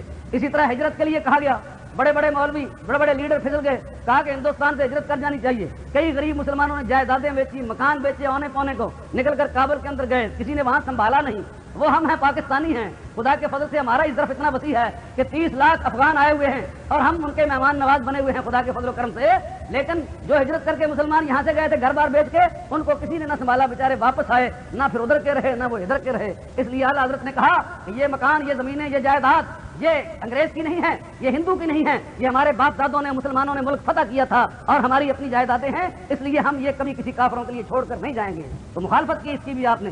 اور جب دہلی کے اندر تمام علماء جمع ہوئے اور کہا جی ہندوؤں کے خلاف مل کر تاریخ کرانی چاہیے، انگریزوں کی مخالفت کرنی چاہیے، تو اعلیٰ حضرت رحمۃ اللہ علیہ نے فرمایا کہ ایک سانپ گورا ہوتا ہے، ایک سانپ کاڑا ہوتا ہے، گورے سانپ سے کاڑا سانپ زیادہ خطرناک ہوتا ہے، کاڑا اس سے بھی زیادہ خطرناک ہوتا ہے سانپ جو ہوتا ہے۔ تو فرمایا کہ انگریز بھی ہمارا دشمن ہے، ہندو بھی ہمارا دشمن ہے، ہمارا کوئی اس سے جوڑ نہیں ہو سکتا ہے کہ ہم گاندھی کے ساتھ مل جائیں، ہندوؤں کے ساتھ۔ یہ ہمیں مشرک و بدعتی کہنے والے، شرک کے مسلمانوں پر فتوے دینے والے اور مسلمانوں میں انتشار پھیلانے والے اور اعلیٰ حضرت پر افتراء اور بہتان باندھنے والے، ساری عمر یہ گاندھی اور نہرو کے ساتھ رہے اور ساری عمر ابوالکلام آزاد اور حسین احمد اور ان کے جتنے بڑے تھے، انہوں نے اس طرح ہندوؤں کا ساتھ دیا کہ اقبال کو کہنا پڑا کہ حسین احمد سے دیوبندی چ بل جبیس، کہنا پڑا ان کو۔ یہ اعلیٰ حضرت تھے، امام اہل سنت، نہ اس وقت ابھی مسلم لیگ تھی، نہ اس وقت پاکستان کا مطالبہ تھا، نہ اس وقت کوئی اس طرح کی سیاسی جماعت تھی۔ اعلیٰ حضرت نے گاندھی کے اٹھتے ہی خلافت و ہجرت کے موقع پر ہی مسلمانوں کو بتایا کہ ہندو اور مسلمان دونوں اکٹھے نہیں چل سکتے ہیں۔ چنانچہ قائد اعظم بھی کچھ مدت ساتھ چلے، چھوڑ دیا، مولانا محمد علی شوکت علی بھی کچھ دیر ساتھ چلے، انہوں نے چھوڑ دیا، مولانا عبد الباری صاحب بھی توبہ کر کے آ گئے اور بھی کئی علماء نے ان کا ساتھ چھوڑ دیا۔ جب نہرو رپورٹ پڑھی تو سب مسلمانوں کی آنکھیں کھلی کہ یہ ہندو تو مسلمانوں کے دشمن ہیں، ہر طرح دشمن ہیں، اور چنانچہ آج آپ دیکھ رہے ہیں یہ تو اللہ تعالیٰ کی مہربانی ہے، تاریخ اپنے اوراق کو دہراتی ہے، ظالم کو دنیا کے اندر خدا تعالیٰ سزا دیتا ہے۔ وہ سکھ جن سکھوں نے سن 47 کے اندر مسلمانوں پر ظلم و ستم کیا تھا، ہمارے خون کی ہولی سے کھیلے تھے، آج وہی سکھ جو ہے ان پر ہندو ان کا وہی حال بلکہ اس سے بدتر کر رہے ہیں جو کچھ انہوں نے ہمارے ساتھ کیا ہے۔ تو انشاءاللہ وہ وقت دور نہیں ہے کہ اللہ تبارک و تعالیٰ انہیں ذلیل کرے گا، خائب و خاسر کرے گا۔ ہمارا امام اہل سنت جو ہے اس کی تعلیمات کی برکت تھی کہ اس کے تلامذہ، ان کے خلفاء، ان کے مریدین اٹھے، بنارس کانفرنس کے اندر جمع ہوئے اور مطالبہ پاکستان کی حمایت کی، اور ایسی حمایت کی کہ حضرت محدث صاحب کشوچوی رحمۃ اللہ علیہ نے فرمایا کہ جب تک پاکستان نہیں بنے گا سنی پاکستان بنانے کے بغیر دم نہیں لیں گے۔ ادھر پیر جماعت علی شاہ صاحب نے فتویٰ دیا کہ جو آدمی مسلم لیگ کی مخالفت کرے گا ہم اس کے نماز جنازہ نہیں پڑھیں گے، اس کی ہم جنازے کی نماز نہیں پڑھیں گے۔ پیر صاحب نے یوں فتویٰ دے دیا۔ تو پنجاب، پاکستان، ہند، سندھ تمام جتنے علماء تھے اہل سنت و جماعت، سینکڑوں نہیں ہزاروں علماء جمع ہوئے، اور یہ فیصلہ ہو جانے کے بعد صدر الفاضل مولانا نعیم الدین صاحب مراد آبادی نے لاہور کے اندر علامہ ابو الحسنات مسجد وزیر خان کے صدر، جمعیت علماء پاکستان کے پہلے صدر، غازی کشمیر، مفسر قرآن حضرت امام اہل سنت مولانا دیدار علی شاہ صاحب کے صاحبزادے کو لکھا، فرمایا کہ مولانا کیونکہ ہم نے اب فیصلہ کر لیا ہے کہ ہم پاکستان کی حمایت کریں گے، اگر مسلم لیگ اس مطالبے سے دستبردار بھی ہو جائے تو سنی اس وقت تک دم نہیں لیں گے جب تک کہ پاکستان نہیں بنے گا۔ تو ہم پاکستان کے بنانے والے ہیں، مسلم لیگ کے شانہ بشانہ ہمارے اکابر نے کام کیا ہے، نظریہ پاکستان کے حامی ہیں اور ہندو مسلم اتحاد کے خلاف ہیں۔ دو قومی نظریے کی تعلیم دینے والا ہمارا امام تھا جس کی ہم یاد منا رہے ہیں، امام اہل سنت مولانا شاہ احمد رضا۔ اور یاد رکھو اس پاکستان کی تعبیر کے اندر بھی سنیوں کا سب سے زیادہ ہاتھ ہے، اور اسی طرح انشاءاللہ اس پاکستان کی حفاظت میں بھی سنی پیش ہوں گے. کوئی آدمی پاکستان کی طرف آنکھ اٹھا کر دیکھے, ہم اپنے ملک کی حفاظت کریں گے اور اس کی سرحدوں کی حفاظت کے لیے اپنی ہر طرح کی قربانی دینے کو تیار ہوں گے. لیکن حکومت وقت اور انتظامیہ اور ان ٹھیکیداروں کو یہ بھی بتانا چاہتے ہیں کہ پاکستان ہمیں عزیز ہے, حالات ملک کے نہایت نازک ہیں, سرحدیں ہماری جو ان پر خطرات منڈلا رہے ہیں, سب کچھ ہے, لیکن پاکستان اسلام کی خاطر بنایا تھا اور اسلام عشق مصطفیٰ سے عبارت ہے. اگر جناب مصطفیٰ علیہ السلام کی عزت اور ناموس کی حفاظت نہ کی جائے, اس ملک میں حضور کی عزت کی حفاظت نہ ہو, تو یہ ملک ہمارے کس کام ہے؟ اس لیے ہم ناموس مصطفیٰ کے تحفظ کو سب سے مقدم سمجھتے ہیں, سب سے پہلے سمجھتے ہیں. اسی لیے لاہور کے اندر جیسا کہ آپ رحمانی صاحب سے سنا کہ 3 کانفرنسیں ہم نے کی, خدا کے فضل و کرم سے اما بنعمت ربک فحدث. لاہور کے اندر سب سے پہلا جو یوم رضا منایا گیا برکت علی ہال کے اندر, کوکب عبدالنبی کوکب نے, اس کے ساتھ بھی یہ فقیر شریف تھا. دوسرے سال خود فقیر نے اور حکیم محمد موسیٰ صاحب صدر مرکزی مجلس رضا نے مل کر پھر برکت علی حال میں یوم رضا منایا. اور اس کے بعد پھر خدا کے فضل و کرم سے مرکزی مجلس رضا قائم ہوئی اور مرکزی مجلس رضا ہر سال بجائے برکت علی حال کے اسٹیشن کے پاس نوری مسجد کے اندر شاندار طریقے سے یوم رضا مناتی ہے. اور اعلیٰ حضرت پر اس قدر کتابیں لکھی گئی ہیں, اتنی تحقیق اور ریسرچ ہو رہی ہے کہ اتنی کسی آدمی پر اتنی تحقیق پہلے نہیں ہوئی تھی. مختلف حالات, اعلیٰ حضرت اور قرآن, اعلیٰ حضرت اور حدیث, اعلیٰ حضرت اور فقہ, اعلیٰ حضرت اور تصوف, اعلیٰ حضرت اور باقی علوم و فنون, علوم عقلیہ نقلیہ, کوئی 50 علوم کے عالم تھے اور سینکڑوں کتابیں ہر فن کے اندر امام اہل سنت اعلیٰ حضرت مولانا احمد رضا خان رحمۃ اللہ علیہ نے لکھی ہوئی ہے. کون سی چیز کو بیان کرے گا؟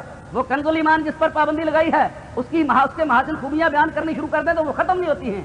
حدیث کے اندر جو امام کا مقام تھا 15 20 ساری تفسیریں دیکھو, اگر کوئی مسئلہ اڑ جائے قرآن پاک کی کسی آیت کے اندر سمجھ نہ آئے تو اعلیٰ حضرت کا ترجمہ کنز الایمان پڑھو, ترجمہ دیکھنے سے فوراً اشکال حل ہو جاتا ہے.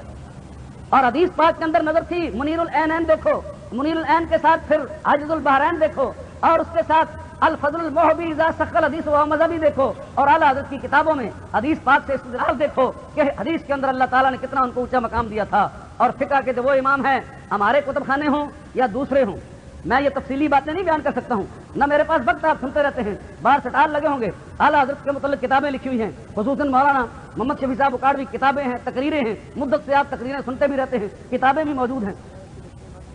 اعلیٰ حضرت کی تصنیفات کی نمائش بھی ہو رہی ہے, ان کو آپ پڑھیں اور دیکھیں کہ اعلیٰ حضرت کے کیا کارنامے, کیا خدمات ہیں. یہاں تقریر کے اندر کیا چیز بیان ہو سکتی ہے؟ کہنے کو تو بہت کچھ کہنے والے کہتے ہیں, لیکن یقین جانے کہ دیوبندیوں کے بڑے بڑے مفتی, یہ ملک غلام علی جو آپ وفاقی شریعت میں اوپر اس کو بھیجا ہوا ہے جماعت اسلامی کی طرف سے, انہوں نے ملک غلام علی نے خود لکھ کر بھیجا تھا ایک موقع پر یوم رضا پر کہ جب مجھے کوئی فتویٰ دینا ہوتا ہے تو میں سب سے پہلے بہار شریعت دیکھتا ہوں, بہار شریعت دیکھتا ہوں, بہار شریعت سے اگر مسئلہ نظر نہ آئے تو پھر میں دوسری کتابیں دیکھتا ہوں, اور جب کسی مسئلے کی پوری تحقیق دیکھنی ہو تو فتاوی رضویہ دیکھتا ہوں, اعلیٰ حضرت کی تحقیقات دیکھتا ہوں. تو دوسرے لوگ بھی جب مسئلے کی ضرورت پڑتی ہے تو فقہ میں سارے کے سارے اعلیٰ حضرت کے محتاج ہیں.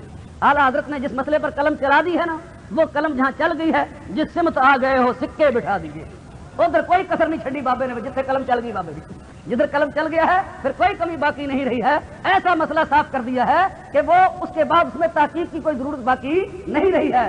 جو مسئلہ نہیں لکھا اس کے لیے ہم پریشان ہیں, مضطرب ہیں, تلاش کرتے ہیں, ادھر دیکھتے ہیں, ادھر دیکھتے ہیں, ادھر دیکھتے ہیں. لیکن فتاوی رضویہ جو تقریباً 11 جلدیں چھپ چکی ہیں, 12 مجلدات کے اندر اعلیٰ حضرت کا وہ شاہکار وہ کارنامہ ہے کہ جس کی کوئی مثال کسی عالم کے اندر نہیں ملتی ہے. بڑے بڑے ہمارے فتاوے ہیں اہل سنت کے حنفیوں کے, لیکن جو تحقیق اللہ تعالیٰ نے جو حق جو تحقیق کا ادا کیا ہے امام اہل سنت اعلیٰ حضرت نے, وہ اعلیٰ حضرت ہی ہے, وہ وہی ہیں.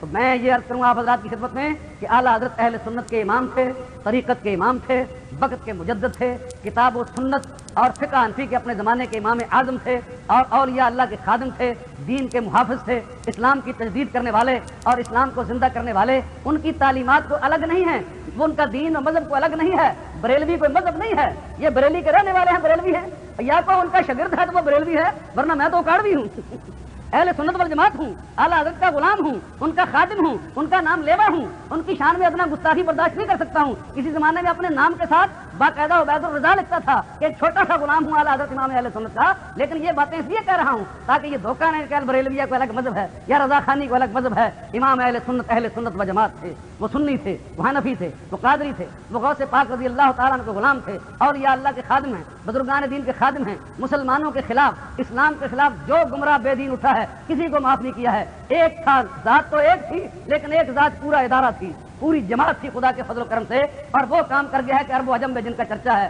شہرت ہے. رب تعالیٰ فرماتا ہے کہ فذکرونی اذکرکم، تم میرا چرچا کرو میں تمہارا چرچا کروں گا. انہوں نے خدا رسول کا چرچا کیا اور امام احمد رضا کا چرچا ہے. یہاں کراچی ککری گراؤنڈ میں نہیں، کراچی میں نہیں، لاہور میں نہیں، پاکستان میں نہیں، ہندوستان میں نہیں، عرب کے اندر، عجم کے اندر جہاں بھی میلاد شریف پڑھا جاتا ہے اور جہاں میلاد شریف منایا جاتا ہے، ہر طرف چاروں طرف آواز آ رہی ہے کہ مصطفیٰ جان رحمت پہ لاکھوں سلام.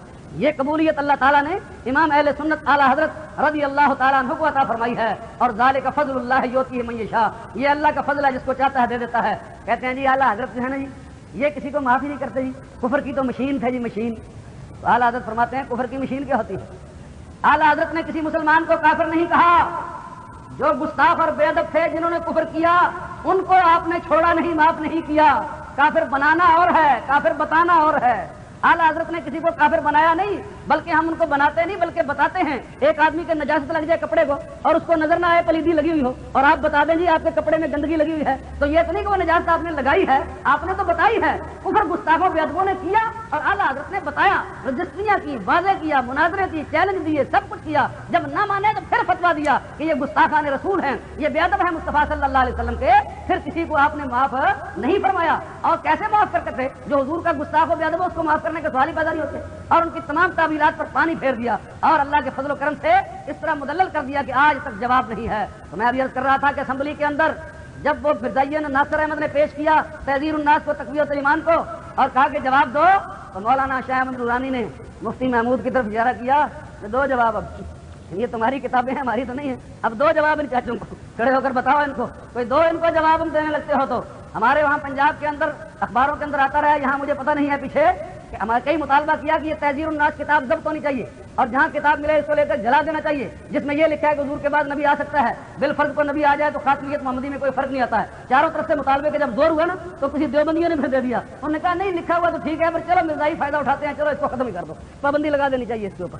تو یہ کتابیں جو خبیث کتابیں ہیں جن کے اندر گستاخی بے ادبی ہے ان کو ضبط نہیں کرتے. کنز الایمان پر اس لیے پابندی لگوائی ان دیوبندیوں نے، وہابیوں نے اور انڈیا کے وہابیوں نے مل جل کر سب نے، اس لیے کہ کنز الایمان جو اعلیٰ حضرت کا ترجمہ ہے، تاج کمپنی والوں سے پوچھو کئی ترجمے انہوں نے چھاپے، لیکن اس ترجمے کو خدا نے ایسی مقبولیت عطا فرمائی کہ عرب و عجم میں دنیا بھر میں جہاں مسلمان ہیں کنز الایمان کی مانگ ہے، ہر طرف اس کی مانگ تھی، چرچا تھا اور سب ترجمے اس کے سامنے مانگ پڑ گئے تھے اعلیٰ حضرت کے ترجمے کے سامنے. اس لیے پابندی لگائی انہوں نے اور اس کو ختم کرنے کی کوشش کی، لیکن ان کی پابندی سے کیا ہوتا ہے؟ اعلیٰ حضرت کا نام روشن رہے گا اور کنز الایمان یقیناً ایمان کا خزانہ ہے اور خزائن العرفان جو ہے وہ عرفان معرفت کے خزانے ہیں. مولانا نعیم الدین نے موتی پروگے ہیں اور اعلیٰ حضرت کے نام لیوا موجود ہیں. اور میں آخر میں اپنی حکومت کو، صدر مملکت کو اور انتظامیہ کو یہ انتباہ کرنا چاہتا ہوں کہ اس ملک کے اندر ہم پاکستان کے بنانے والے، پاکستان کے وفادار، اعلیٰ حضرت کے مریدین خلفاء، حضرت صدر الفاضل حضرت سید محمد صاحب محدث کچھوچوی، مولانا ابو البرکات، مولانا ابو الحسنات، مفتی اعظم مولانا مصطفیٰ رضا خان اور پیر مانکی اور پیر سیال، جتنے علماء اہل سنت سے سارے اس پاکستان کے بنانے والے ہمارے اکابر ہیں، وہ ہمارے بزرگ ہیں. اگر اس پاکستان کو بچانا ہے تو اس کے لیے ضروری ہے کہ حضور کی عزت اور ناموس پر جو ناپاک حملہ کرتے ہیں، جیسے لاہور کے اندر شاہی مسجد کے اندر انہوں نے بکواس کیا اور نعرہ رسالت کا گندا جواب دیا، ان گستاخوں کو گستاخی کی یہاں اجازت نہیں ملنی چاہیے. اور تم جو یہ اعلان کرتے ہو، کہتے ہو لوگوں کے سامنے صدر صاحب کہ جب میری بیٹری کمزور ہوتی ہے تو چارج کرانے کے لیے میں مدینہ شریف جاتا ہوں، تیری بیٹری چارج تب ہوگی کہ اس ملک کے اندر جو حضور کے گستاخ اور بے ادب ہیں، جو نبی پاک علیہ السلام کی شان میں بے ادبی کرتے ہیں، جب تک ان کو پھانسی پر نہیں لٹکاؤ گے اور ناموس رسول رسالت کی حفاظت نہیں کرو گے تمہاری بیٹری چارج نہیں ہوگی. اور یہ زندگی جو ہے اس پر کوئی اعتبار نہیں ہے. میں کوئی سیاسی بات نہیں کر رہا ہوں، دینی سطح سے بات کر رہا ہوں. پہلوں سے سبق حاصل کرو، پہلوں سے سبق حاصل کرو، اپنے سے پہلے سے سبق حاصل کرو، انڈیا والی سے سبق حاصل کرو. یہ دنیا فانی ہے، حضور کی عزت کی حفاظت کرو، یک جانبداری نہ کرو، طرفداری نہ کرو، اہل سنت کے حقوق کی حفاظت نہ کرو. یہ سوئے ہوئے شیر ہیں، ان کو مت اٹھاؤ. اور میں نے سنا ہے کہ یہاں ایک خبیث خارجی پارٹی ہے جو یہ کوشش کر رہے ہیں، ان کا مقصد یہ ہے کہ پاکستان کے اندر فساد ہوتا رہے، کبھی سنی اور شیعہ کو لڑاتے ہیں اور اب کہتے ہیں کہ 12 ربیع الاول کو عید میلاد کا جلوس نہیں نکلنا چاہیے. اگر عید میلاد کے جلوس کے اندر کسی خارجی نے مزاحمت کی تو پشاور سے لے کر کراچی تک ناموس رسالت پر تمام کے تمام سنی مر مٹیں گے. ہم کسی کو پھر باقی نہیں چھوڑیں گے اور ساری اس کی ذمہ داری اس حکومت کے ذمہ ہوگی جس نے ان خبیثوں کے منہ میں لگام نہیں دی اور ان کو پال رہا ہے. یہ سنی نہیں ہے، یہ خارجی ہیں، یہ بے دین ہیں، یہ ابن عبد الوہاب کے چیلے ہیں، یہ نجمیوں کے چیلے ہیں، یہ پاکستان کے دشمن ہیں، یہ گاندھی اور نہرو کے ماننے والے ہیں. انہوں نے جشن دیوبند منا کر داڑھی کو اوپر رکھا اور ساری داڑیاں نیچے تھی، یہ گستاخان رسالت ہیں، یہ پاکستان کے وفادار نہیں ہیں۔ جو نبی پاک کے وفادار نہیں ہے وہ تمہارے کہاں وفادار ہوں گے؟ اس لیے ان پر اعتبار نہ کرو، ان پر اعتماد مت کرو، یہ دشمنان دین ہیں، ہمیں لڑانا چاہتے ہیں۔ ہم اہل سنت و جماعت ہیں اور اہل سنت کا ہے بیڑا پار، اصحاب حضور نجم ہے اور ناؤ ہے عطرت رسول اللہ کی۔ ہم اہل بیت کے غلام ہیں، صحابہ کے غلام ہیں۔ جو اہل بیت کا دشمن ہے وہ خارجی ہے، جو صحابہ کا دشمن ہے وہ رافضی ہے۔ ہمیں ہمارے امام نے جو تعلیم دی ہے، ہم اہل سنت ہیں، خدا کے فضل و کرم سے ہم اہل سنت و جماعت ہیں۔ لیکن اگر کوئی سنی کہلاتا ہوا گستاخی بے ادبی کرے، جیسا کہ یہاں کسی اخبار میں سنا اشتہار دیا گیا اور کیلنڈر شائع کیا گیا تو یوم فاروق اعظم جو سب سے اچھا منائے گا اس کو حضرت ابو بکر کے نام کا تمغہ دیا جائے گا، پھر حضرت عمر کے نام کا تمغہ دیا جائے گا، پھر حضرت عثمان کے نام کا تمغہ دیا جائے گا، اور چوتھے درجے پر لکھا پھر جو چوتھے درجے پر ہوگا اس کو امیر معاویہ کے نام کا تمغہ دیا جائے گا۔ تو خبیث علی کدھر گئے؟ علی کو کہاں کیا؟ چوتھے جو خلیفہ راشد ہیں علی کو نہیں مانتے ہیں، جو خلیفہ راشد ہیں ہم امیر معاویہ رضی اللہ تعالیٰ عنہ کی گستاخی جائز نہیں سمجھتے ہیں، حضور کے صحابی تھے، لیکن ہم غلام علی ہیں، علی کو سچا خلیفہ مانتے ہیں، ان کو خلیفہ برحق مانتے ہیں۔ جو حضرت علی کی خلافت نہ مانے اس کو ہم خارجی سمجھتے ہیں، اہل بیت کو دشمن سمجھتے ہیں۔ یہ یزید کو امیر المومنین کہنے والے اور حضرت علی کے نام سے جلنے والے یاد رکھیں کہ انشاءاللہ علی کی شان وہ تھی کہ علی کا گھر بھی کیا گھر ہے کہ جس گھر کا ہر ایک بچہ جہاں پیدا ہوا شیر خدا معلوم ہوتا ہے، اور یہ تو قانون قدرت ہے کہ بچے شیر کے ہوں شیر، علی کا ہر گدھا شیر خدا معلوم ہوتا ہے۔ ہم خدا کے فضل و کرم سے نعرہ تکبیر، مردہ والا نعرہ مارو ختم ہے تاکہ پتہ لگے کہ سنی بیٹھے ہوئے زندہ ہیں۔ نعرہ تکبیر، نعرہ رسالت، غیظ میں جل جائیں بے دینوں کے دل، یا رسول اللہ کی کثرت کیجیے۔ نعرہ رسالت، نعرہ تحقیق، نعرہ حیدری، نعرہ غوثیہ، پاکستان، اسلام، علماء حق، علماء اہل سنت۔ السلام علیکم ورحمۃ اللہ، باقی پھر اللہ تعالیٰ۔